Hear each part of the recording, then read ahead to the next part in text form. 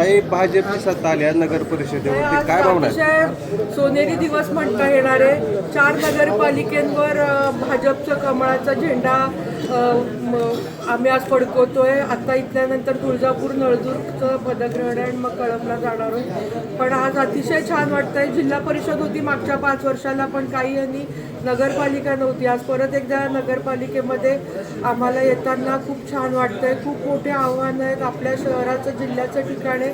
या शहराला एक चांगलं शहर मराठवाड्यातलं करण्यासाठी सगळेजण कटिबद्ध असतील आणि चांगली नवीन यंग टीम निवडून आली आहे. सगळ्या जणांना खूप काम करण्याचा उत्साह आहे आणि त्या उत्साहाने ते आपल्या शहरात नक्की काहीतरी आमूलाग्र बदल करून आणले. येत्या काही दिवसात जिल्हा परिषदच्याही निवडणूक आहेत, काय विजन असेल तिकडं? जिल्हा परिषदचं घेऊन नंतर आज ह्यांचा दिवस आहे. आज नगरपालिका आली आहे, शहर आलेलं आहे, दोन्ही एकत्र आहेत गोष्टी आणि होईल चालू.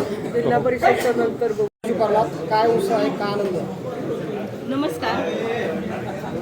मी एवढं सांगेन की धाराशिवच्या जनतेने आज जो मला विजय मिळवून दिला आहे, त्यांनी जो माझ्यावर विश्वास ठेवला आहे, सर्वप्रथम मी त्यांची आभारी आहे. त्यांनी जो विश्वास माझ्यावर ठेवला आहे, मी त्या विश्वासाला कधीच तडा जाऊ देणार नाही.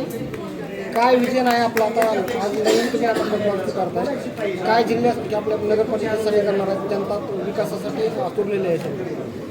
धाराशिव शहरासाठी धाराशिव शहराचा मी पूर्णपणे विकास करण्याचा प्रयत्न करणार आहे. त्या धाराशिव शहरातील रस्ते, लाईट, पाणी, तसेच कचऱ्याचं व्यवस्थापन असेल, तसेच नगरपालिकेच्या जी शाळा आहेत त्या दुरुस्त करण्याचा मी नक्कीच प्रयत्न करणार. महिलांसाठी धाराशिवमध्ये एकही शौचालय नाही, स्वच्छतागृह नाही, यासाठी काय आपण आता मास्टर प्लॅन केलं आहे किंवा का आज करणार आहे? आम्ही सगळं एक एक करून सगळं व्यवस्थित करणार आहोत धाराशिव शहरात.